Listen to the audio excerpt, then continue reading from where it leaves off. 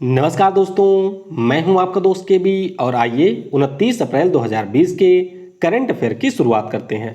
तो सबसे पहले हम लोग करेंगे क्विज और क्विज में हमेशा की तरह प्रश्नों की संख्या है 15।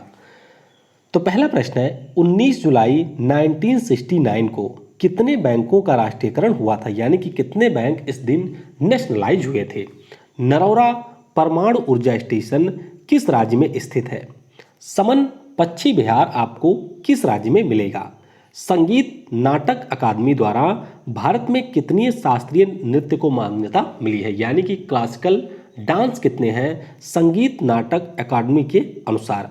और सत्तरिया किस राज्य का लोक नृत्य है। तो आइए इनके उत्तर जानते हैं। 19 जुलाई 1969 को पहली बार 14 बैंकों को राष्ट्रीयकृत किया गया था, यानी कि ये नेशनलाइज हुए थे। तो ध्यान रखिएगा 14 जुलाई को हुए थे। दूसरी बार 1980 में 6 बैंक नेशनलाइज हुए थे और उन 6 बैंकों में से एक तो था आपका न्यू बैंक, जो कि 1993 में मिल गया था पीएनबी से, और एक उसी समय नेशनलाइज हुआ था दूसरी बार ही विजया बैंक, जो कि पिछले साल देना बैंक के साथ में मर्ज हो गया है बैंक का बड़ौदा में।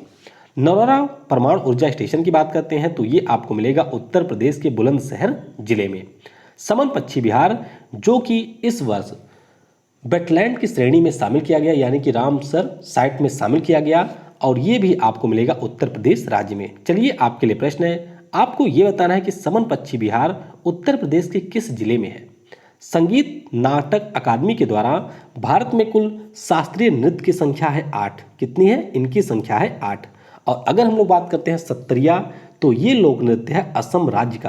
किसका? असम राज्य का लोक नृत्य है।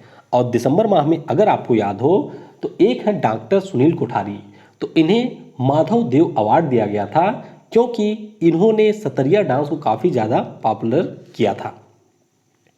पहला व्यावसायिक एलएनजी बस सेवा किस शहर से लॉन्च की गई। भारत सरकार द्वारा किस राज्य को स्टील हब बनाने का लक्ष्य है। सुपोषित मां अभियान किसके द्वारा लॉन्च किया गया। रेडियो एस्ट्रोनॉमी रिसर्च जो कि आपको मिलेगा ऑस्ट्रेलिया के पर्थ शहर में, इसके द्वारा बिग बैंग के बाद में दूसरा सबसे बड़ा विस्फोट जो खोजा गया है उसका नाम क्या है। और शून्य भेदभाव का प्रतीक क्या होता है, यानी कि जीरो डिस्क्रिमिनेशन का सिंबल क्या होता है। तो पहला जो व्यावसायिक एलएनजी बस सेवा है ये शुरू हुई कहाँ पर? कोच्चि में। केरल के कोच्चि में इसे लॉन्च किया गया और कोच्चि में इंटरनेशनल सी फूड का जो सम्मेलन हुआ था वह भी यहीं पर आयोजित किया गया था। और कोच्चि में तीसरा और चौथा ग्लोबल आयुर्वेद समिट हुआ। हालांकि चौथा तो नहीं हो पाया लेकिन तीसरा यहीं पर हुआ था। भारत सरकार द्वारा उड़ीसा राज्य को स्टील हब बनाने का लक्ष्य रखा गया है और इसमें मदद कौन करेगा? जापान देश इसमें मदद करेगा। सुपोषित मां अभियान हमारे जो लोकसभा अध्यक्ष ओम बिरला जी, उनके द्वारा उन्हीं की कॉन्स्टिट्यूएंसी कोटा में लॉन्च किया गया। रेडियो एस्ट्रोनॉमी के द्वारा जो बिग बैंग के बाद में दूसरा सबसे बड़ा विस्फोट खोजा गया है इसका नाम है कोलोजल एक्सप्लोजन। क्या नाम है? कोलोजल एक्सप्लोजन इसका नाम है। और शून्य भेदभाव दिवस ये मनाया जाता है 1 मार्च को और इसकी सिंबल होती है बटरफ्लाई, यानी कि तितली। क्या है? तितली। शून्य भेदभाव यानी कि जीरो डिस्क्रिमिनेशन की सिंबल होती है। शहरी बस्तियों के जियो टैगिंग के लिए केंद्र सरकार द्वारा लॉन्च किए गए ऐप का नाम क्या है। दिल्ली के बाहर पहली बार पेंशन अदालत का आयोजन कहां पर किया गया। बलबीर सिंह कुल्लर जिनका निधन हुआ प्रसिद्ध कौन थे। मोर टुगेदर अभियान किसके द्वारा शुरू किया गया। और गूगल ने टिकटॉक की तरह एक शॉर्ट वीडियो ऐप लॉन्च किया है, उस ऐप का नाम क्या है। तो आइए अब इनके उत्तर जानते हैं। शहरी वस्तुओं के जियो टैगिंग के लिए जो ऐप लॉन्च किया गया है इसका नाम है जियो रर्बन। क्या नाम है? जियो रर्बन इसका नाम है। और कृषि और किसान कल्याण मंत्री नरेंद्र सिंह तोमर जी के द्वारा इसे लॉन्च किया गया। दिल्ली के बाहर पहली बार पेंशन अदालत का आयोजन किया गया जम्मू में। कहां पर? जम्मू में इसका आयोजन किया गया और इसका उद्घाटन किया था केंद्रीय मंत्री जितेंद्र सिंह ने। बलबीर सिंह कुल्लर ये प्रसिद्ध हॉकी के खिलाड़ी थे और जब भारत ने 1968 में हॉकी में कांस्य पदक जीता था तो उस समय उस ओलंपिक टीम के ये सदस्य थे। मोर टुगेदर नाम का जो अभियान है ये शुरू किया है फेसबुक ने। किसने? फेसबुक के द्वारा ये अभियान शुरू किया गया है। और फेसबुक के कई अभियान में ऑलरेडी आपको बता चुका हूं, जैसे कि गोल्स है, बी थिंक डिजिटल है और है प्रगति।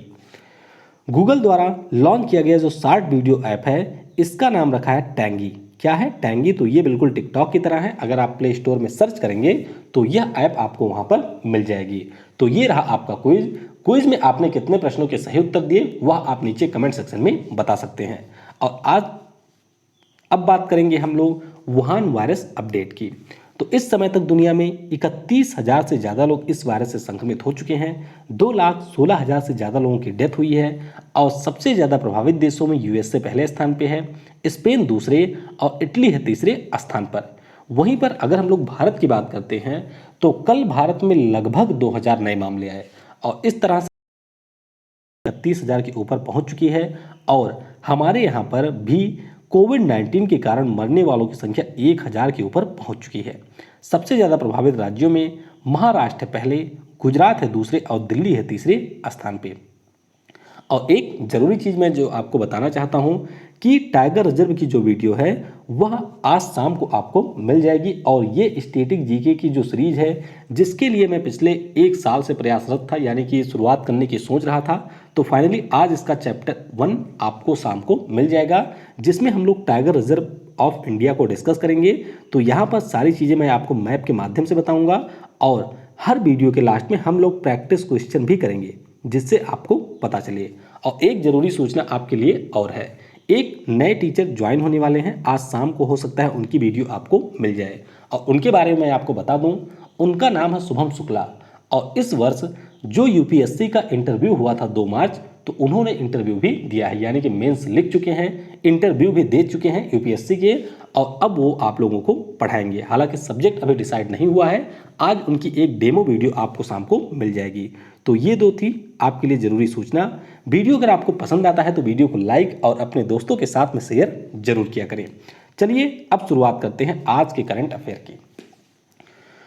चंद्रमा का पहला डिजिटल एकीकृत भूवैज्ञानिक नक्शा यानी कि यूनिफाइड जियोलॉजिक मैप किस देश के द्वारा लॉन्च किया गया? तो ये आप देख सकते हैं जो चंद्रमा का जियोलॉजिक मैप है और इसे लॉन्च किया गया है अमेरिका के द्वारा। तो इस प्रश्न का ऑप्शन सी करेक्ट होगा। तो अमेरिका की जो भू सर्वेक्षण विभाग है, इन्होंने नासा के साथ में मिलकर के और कुछ अन्य संस्थानों के साथ में मिलकर के ये जो चंद्रमा का पहला डिजिटल एकीकृत भूवैज्ञानिक नक्शा है इसको तैयार किया है। तो इस नक्शे के माध्यम से चंद्रमा के बारे में और सारी चीज़ें पता चलेंगी। और चंद्रमा के लिए नासा का मिशन भी है 2024 में। मिशन का नाम क्या है? मिशन का नाम इनका है आर्टेमिस। और इस मिशन के अंतर्गत ये लोग दक्षिणी ध्रुव के ऊपर एक मानव शिविर बनाएंगे। भारतीय एयरटेल ने भारत में 5G नेटवर्क क्षमता बढ़ाने के लिए किस कंपनी के साथ $1 बिलियन का मल्टी ईयर समझौता किया है? तो ये समझौता इन्होंने किया है नोकिया कंपनी के साथ में। तो इस प्रश्न का ऑप्शन डी करेक्ट होगा। और इन्होंने टारगेट ये रखा है कि 2022 तक देश भर में ये लोग 3 लाख रेडियो फ्रिक्वेंसी, ये 30,000 नहीं 3 लाख रेडियो फ्रिक्वेंसी के स्पेक्ट्रम बैंड लगाएंगे पूरे देश में, जिससे 5G नेटवर्क को और ज़्यादा आगे किया जा सके। नोकिया की बात करते हैं तो ये फिनलैंड की एक मोबाइल फ़ोन निर्माता कंपनी है। मुख्यालय इसका भी आपको मिलेगा फिनलैंड में। इसके सीईओ है पीका लैंडमार्क। इसी वर्ष इनकी नियुक्ति हुई है और इन्होंने स्थान किसका लिया है? राजीव सूरी का, जो कि थे भारत के। तो इसलिए भी इनका नाम आपको ध्यान रखना है। एयरटेल के बारे में आपको एक चीज़ ये ध्यान रखना है कि एयरटेल पहला ऐसा हमारा टेलीकॉम ऑपरेटर है जिसमें 100% एफडीआई को सरकार के द्वारा मंजूरी दी गई है। किस संगठन ने कोविड-19 टूल्स एक्ट एक्सेलरेटर लॉन्च किया? तो ये जो टूल है इसे लॉन्च किया है विश्व स्वास्थ्य संगठन ने। तो इस प्रश्न का ऑप्शन ए करेक्ट होगा। अब ये टूल करेगा क्या? तो सबसे पहले कोविड-19 के जो टीके का निर्माण विभिन्न कंपनियों के द्वारा किया जा रहा है, किस प्रकार से उनका उत्पादन होगा और लोगों तक उसकी तेज को पहुंच बनाने के लिए, यानी कि तेजी के साथ में लोगों तक वो पहुंचे, इसके लिए कोविड-19 टूल्स एक्ट एक्सेलरेटर लॉन्च किया गया है WHO के द्वारा। अब इससे पहले जब H1N1 फ्लू हुआ था 2008-9 में, तो उस दौरान ऐसा हुआ था कि जो उसका टीका था वह अमीर लोगों तक तो पहुंच गया था लेकिन गरीबों तक वह ठीक से नहीं पहुंच पाया था। तो इस बार विश्व स्वास्थ्य संगठन ने ये टारगेट रखा है कि पूरी समानता हो, यानी कि जो टीके का वितरण किया जाए या टीका लगाया जाए वह समानता हो, ऐसा ना हो कि केवल अमीरों तक वह पहुंचे। तो इसीलिए कोविड-19 टूल्स एक्सेलरेटर लॉन्च किया गया है WHO के द्वारा। स्थापना इसकी 7 अप्रैल 1948 को हुई थी। मुख्यालय है जिनेवा में और इथियोपिया के टेड्रस अदनाम इसके अध्यक्ष हैं। और अभी अमेरिका के द्वारा जो पैसा दिया जा रहा था WHO को, उसको उन्होंने पूरी तरीके से रोक दिया है और चीन के द्वारा $30 बिलियन का अतिरिक्त राशि दी गई है WHO को। अप्रैल 2020 में किस कंपनी ने रिलायंस कैपिटल में 6.43% की हिस्सेदारी खरीदी? तो ये जो कंपनी है काफ़ी ज़्यादा कर्ज में चल रही है और इसमें हिस्सेदारी खरीदी है HDFC ग्रुप ने। तो इस प्रश्न का ऑप्शन बी करेक्ट होगा। तो यहाँ पर HDFC बैंक ने 10 रुपये प्रति शेयर की दर से कुल मिलाकर के 25.27 करोड़ शेयर खरीद लिए हैं। रिलायंस कैपिटल की बात करते हैं अगर हम लोग, तो इसके अध्यक्ष कौन है? अनिल अंबानी, यानी कि मुकेश अंबानी के भाई। HDFC ग्रुप में अपनी जो हिस्सेदारी है पीपुल्स बैंक ऑफ चाइना की, ये इन्होंने बढ़ा करके कितना किया है? तो ये इन्होंने 0.8% से लेकर के बढ़ा करके कर दिया है 1.01 इन्होंने कर दिया है। HDFC बैंक ने अभी 5% हिस्सेदारी खरीदी है किसमें? स्पाइस जेट में। और अभी फेसबुक के द्वारा रिलायंस में भी 9% से ज़्यादा हिस्सेदारी खरीदी गई है। तो ये कई सारी हिस्सेदारियां खरीदी जा रही हैं, तो इनके बारे में आपको ध्यान रखना है। इंडिया रेटिंग और रिसर्च ने वित्तीय वर्ष 2020-21 के लिए भारत की जो विकास दर है वह कितने प्रतिशत अनुमानित की? तो ये क्वेश्चन बिल्कुल ही इररिलेवेंट है, क्योंकि अभी इसमें कई सारे परिवर्तन और होंगे। फिलहाल के लिए इन्होंने 3.6% से घटा करके 1.9% कर दिया है कि भारत की जो विकास दर होगी वह 1.9% रहेगी। इंडिया रेटिंग और रिसर्च की बात करते हैं तो इसका मुख्यालय महाराष्ट्र के मुंबई में है। MD और CEO हैं रोहित साहनी। किस बैंक ने महिला स्वयं सहायता समूहों के लिए एक विशेष ऋण योजना की शुरुआत की? तो इसकी शुरुआत की है इंडियन ओवरसीज बैंक ने। तो इस प्रश्न का ऑप्शन सी करेक्ट होगा, यानी कि इंडियन ओवरसीज बैंक के द्वारा जो महिलाओं के सेल्फ हेल्प ग्रुप होते हैं और जो उन सेल्फ हेल्प ग्रुप की सदस्य महिलाएं होती हैं उनके लिए विशेष ऋण योजना की घोषणा की गई है। तो अगर मान लीजिए ये कोई सेल्फ हेल्प ग्रुप है जिसमें कई सारी महिलाएं होती हैं, तो इसमें से कोई एक महिला अगर ऋण लेना चाहती है तो उसे मिलेगा मैक्सिमम 5,000 रुपये का ऋण। लेकिन अगर ये पूरा ग्रुप मिल करके ऋण लेना चाहता है तो फिर इसको 1 लाख तक का ऋण दिया जाएगा। हालांकि कुछ अन्य क्राइटेरिया भी रखी गई हैं इंडियन ओवरसीज बैंक के द्वारा। इसका मुख्यालय आपको चेन्नई में मिलेगा। इसके MD और CEO हैं कर्णम शेखर। RBI ने कितने रुपए के विशेष तरलता म्यूचुअल फंड यानी कि स्पेशल लिक्विडिटी म्यूचुअल फंड की घोषणा की? तो इन्होंने घोषणा की है 50,000 करोड़ की। तो इस प्रश्न का ऑप्शन डी करेक्ट होगा। दरअसल मामला ये हुआ कि जो फ्रैंकलिन टेम्पल्टन है इनके द्वारा 6 म्यूचुअल फंड बंद कर दिए गए। तो जब म्यूचुअल फंड बंद हो गया तो जो बहुत सारे म्यूचुअल फंड में निवेशक हैं उनके बीच एक प्रकार का डर पैदा हो गया कि शायद उनका पैसा डूब सकता है। तो इसीलिए म्यूचुअल फंड पर जो लिक्विडिटी का दबाव है इसको कम करने के लिए RBI यहाँ पर 50,000 करोड़ रुपए इसमें इंड्यूस करेगी। म्यूचुअल फंड क्या होता है तो ये आप लोगों ने शायद पढ़ा भी हो, थोड़ा सा मैं आपको बता देता हूँ। म्यूचुअल फंड में मुख्य रूप से एक टीम होती है। म्यूचुअल मतलब जैसे आप जानते होंगे परस्पर, तो एक लोग होते हैं, ये किसी के पास में कोई इनका मैनेजर होता है जिसके पास में पैसा देते हैं और फिर ये किसी कंपनी में निवेश करता है। तो वहाँ से जब प्रॉफिट होता है तो इस प्रॉफिट का वितरण सारे लोगों में समान रूप से किया जाता है जिस अनुपात में उन्होंने निवेश किया होता है। तो ये होता है म्यूचुअल फंड। अमेरिकी राष्ट्रपति डोनाल्ड ट्रंप ने आर्थिक सहयोग व विकास संगठन यानी कि organisation of economic cooperation and development में किसे अमेरिका के प्रतिनिधि के रूप में नामित किया? तो यहाँ पर नामित किया गया है मनीषा सिंह को। तो इस प्रश्न का ऑप्शन ए करेक्ट होगा। मनीषा सिंह की अगर हम लोग बात करते हैं तो ये भारतीय मूल की हैं, नाम से आप समझ सकते हैं। USA का जो विदेश विभाग है उसमें ये वर्तमान में आर्थिक और व्यावसायिक मामलों की सचिव हैं। OECD की बात करते हैं तो यह 36 सदस्य देशों का एक अंतर सरकारी संगठन है। इसका मुख्यालय आपको मिलेगा फ्रांस की राजधानी पेरिस में और भारत OECD का सदस्य नहीं है। पेरिस के बारे में आपको ये ध्यान रखना है कि इंटरनेशनल एस्ट्रोनॉमिकल यूनिट, इसका भी मुख्यालय आपको मिलेगा पेरिस में। यूनेस्को का भी मुख्यालय आपको मिलेगा पेरिस में। और एक जो अंतर्राष्ट्रीय ऊर्जा एजेंसी है इसका मुख्यालय भी आपको मिलेगा पेरिस में। तो कई सारे जो अंतर्राष्ट्रीय संगठन हैं उनके मुख्यालय आपको फ्रांस की राजधानी पेरिस में मिलेंगे। ई-ग्राम स्वराज योजना प्लेटफॉर्म व ऐप के लिए किसने मानक संचालन प्रक्रिया यानी कि स्टैंडिंग ऑपरेटिंग प्रोसीजर जारी किया? तो ये जारी किया है कृषि और किसान कल्याण मंत्री नरेंद्र सिंह तोमर ने। तो इस प्रश्न का ऑप्शन सी करेक्ट होगा। तो यहाँ पर जो पीएम के द्वारा 2 योजनाएं लॉन्च की गई थी, उनमें से एक था ई ग्राम स्वराज योजना, दूसरा था स्वामित्व योजना। ई ग्राम स्वराज योजना क्या था, तो इसके अंतर्गत जो पंचायतें हैं, ग्राम पंचायतें, उनको डिजिटल बनाया जाएगा, साथ ही साथ उनमें कितना धन आवंटित किया जा रहा है, उस धन का किस प्रकार से खर्च हो रहा है, इन सभी की निगरानी की जाएगी। दूसरी थी स्वामित्व योजना, तो यहाँ पर जो गाँव में संपत्तियाँ हैं उनका ड्रोन के माध्यम से मैपिंग की जाएगी। तो अब नरेंद्र सिंह तोमर जी ने क्या किया है, तो इन्होंने स्वामित्व योजना के लिए एक विस्तृत दिशा निर्देश यानी कि गाइडलाइंस जारी की है और एसओपी के माध्यम से जो हमारी ई ग्राम योजना है, इसके अंतर्गत जो आवंटित धन किया जाएगा ग्राम पंचायतों को, उसकी भी निगरानी की जाएगी कि किस प्रकार से उस धन को खर्च किया जा रहा है। नरेंद्र सिंह तोमर के द्वारा अभय किसान रथ नाम का एक ऐप भी लॉन्च किया गया। बात करते हैं अगर हम लोग इन योजनाओं की, तो ये सबसे पहले चलेंगी पायलट बेसिस पर, यानी कि इनका ट्रायल किया जाएगा 6 राज्यों के 1 लाख गाँव में। तो ये आपको नहीं ध्यान रखना है कि कहाँ पर ट्रायल हो रहा है। अप्रैल 2020 में खगोलविदों ने बृहस्पति यानी कि जुपिटर और वरुण के बीच में सूर्य की परिक्रमा करते हुए कितने क्षुद्र ग्रहों की खोज की। क्षुद्र ग्रह का मतलब क्या होता है, एस्ट्रॉयड। तो यहाँ पर खोज की गई है कुल 19 क्षुद्र ग्रहों की। तो इस प्रश्न का ऑप्शन डी करेक्ट होगा। ब्राजील के एक शोधकर्ता हैं, उनके द्वारा इन 19 एस्ट्रॉयड की खोज की गई है।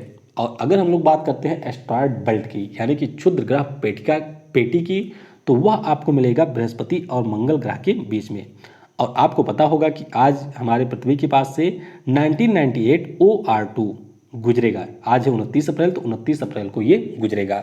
हालांकि कुछ लोगों ने ये भी कहा है कि ये पृथ्वी से टकराएगा, तो अगर टकरा जाएगा तो कोई बात ही नहीं, फिर हम लोगों को मिलना भी नहीं है। लेकिन अगर नहीं टकराएगा तो हम लोग 30 अप्रैल के भी करंट अफेयर में मिलेंगे। अब आइए थोड़ा सा हम जान लेते हैं।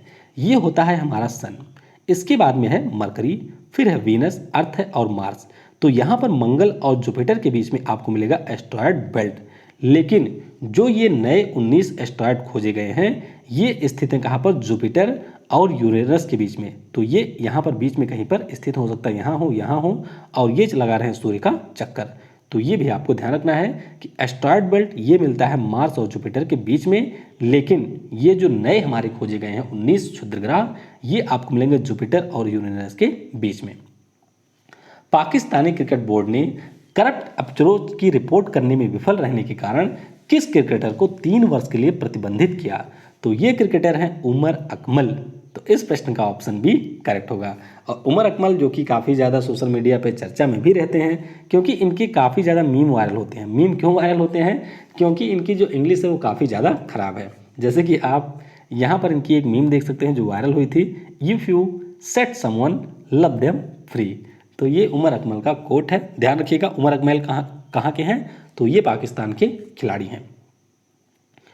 मोहम्मद हसनैन का नाम भी आप याद रख सकते हैं। ये T20 में सबसे कम उम्र में हैट्रिक लेने वाले खिलाड़ी हैं। और एक खिलाड़ी और है पाकिस्तान के जिनका नाम है नसीम शाह। ये टेस्ट क्रिकेट में सबसे कम उम्र में हैट्रिक लेने वाले खिलाड़ी हैं।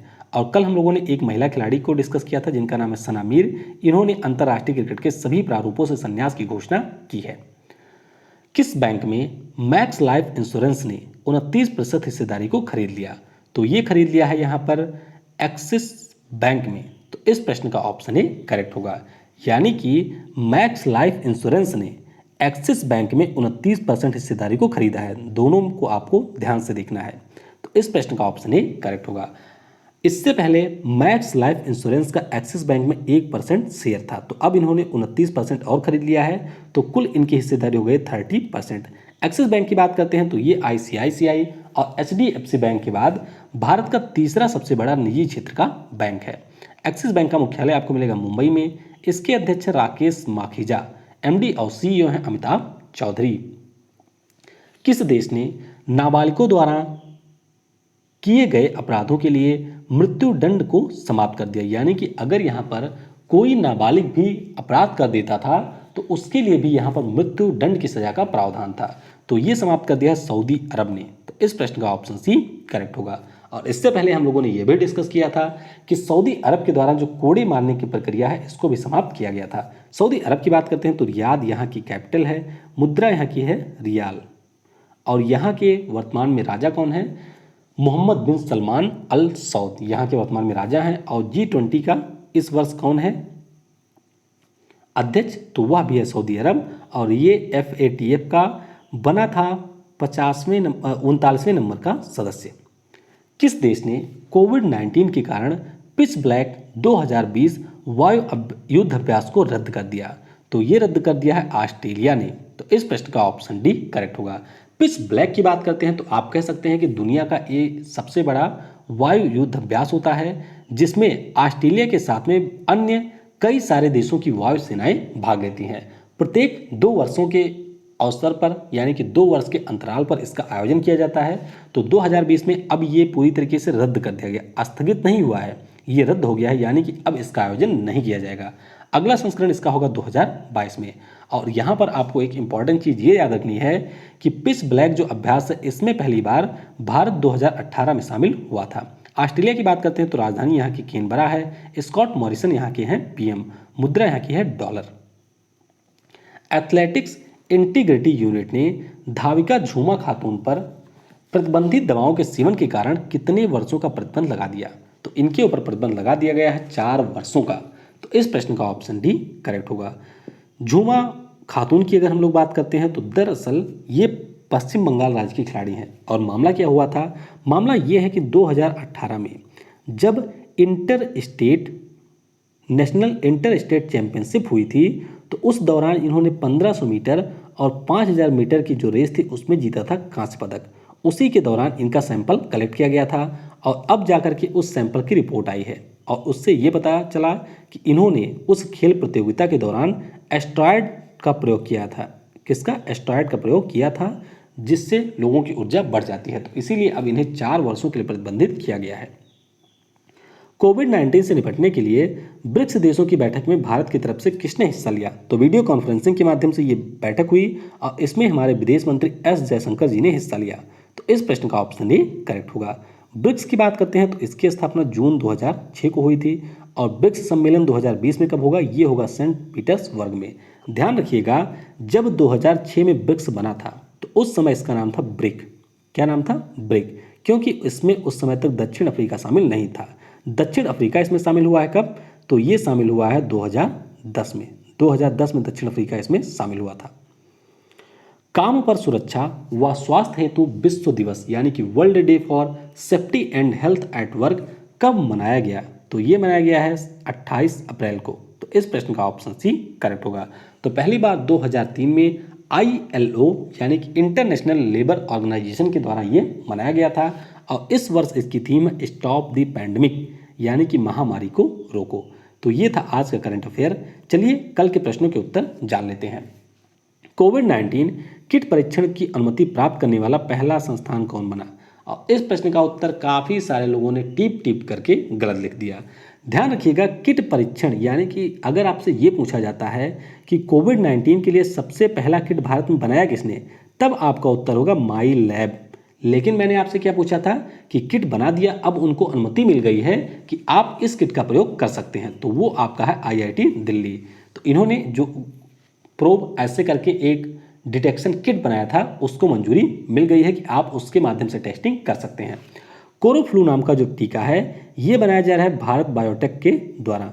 2 कंपनियां हैं, एक तो है फ्लूजेन और एक है विस्कॉन्सन यूनिवर्सिटी। तो इन सभी के साथ में मिलकर के भारत बायोटेक कोविड-19 के लिए कोरोफ्लू नाम से टीका बना रही है। होम स्क्रीनिंग टेस्ट किट किसने बनाया? तो ये बनाया है बायोन ने। किसने? बायोन कंपनी ने बनाया है।